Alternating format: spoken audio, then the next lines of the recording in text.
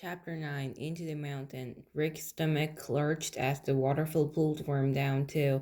He held on tightly. Splash! Luckily, the waterfall wasn't very high. The three of them landed in a shallow pool of clear water. Where's Vic? Vol cried. We need to find her.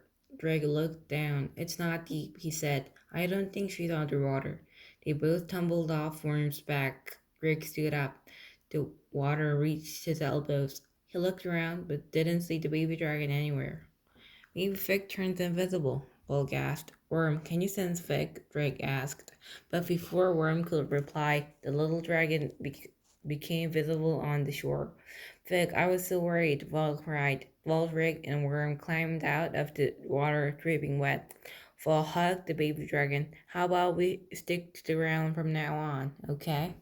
Vic motioned with her head for Vol to follow and trotted along the bank of the stream. Drake, Vol, and Worm dried up off as they followed Vic.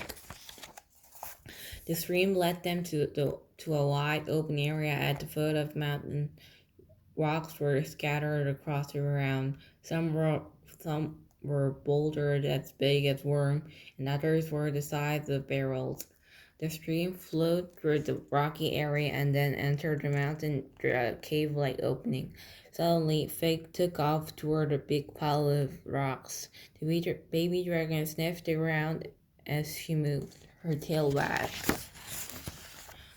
Fig seemed very excited, Falk said. Do you think her parents are near here? Drake looked at Worm. Can you sense anything? Worm closed his eyes. Yes, there is dragon energy here, energy that is not Fig.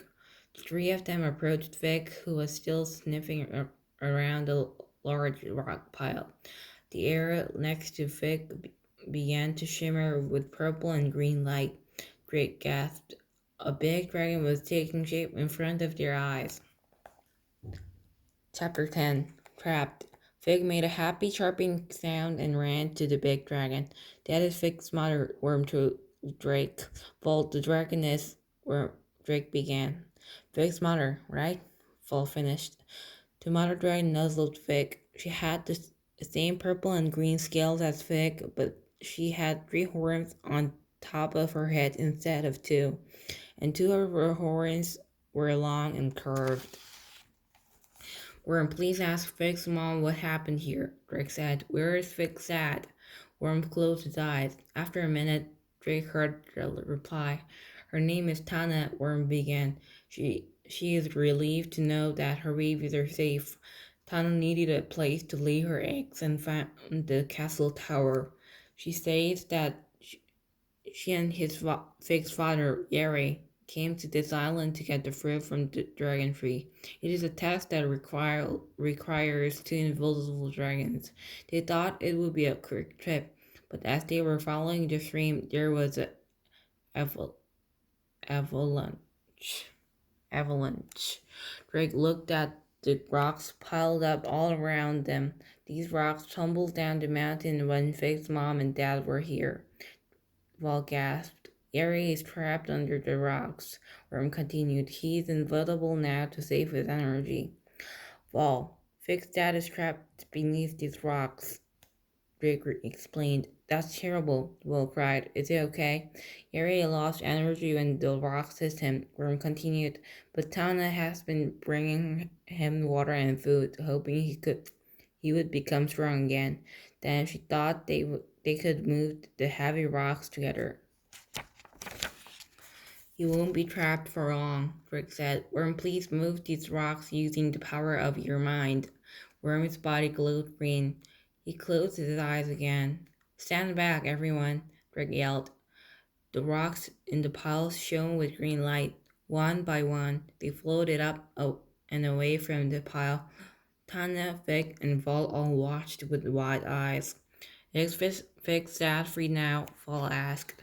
As Vol spoke, the shape of Fig's father appeared for a second, then faded away. Chirp, chirp, Fig cried.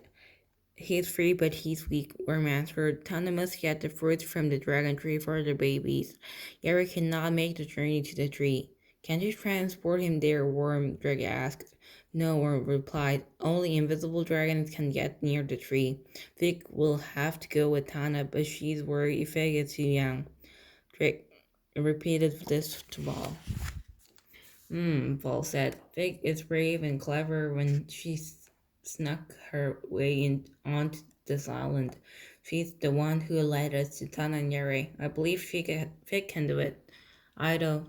I I do too, Drake said. Worm, please tell Tana not to worry about Fig. A few seconds later, Drake heard Worm's voice in his head. Tana agrees. We must get to the dragon tree at once.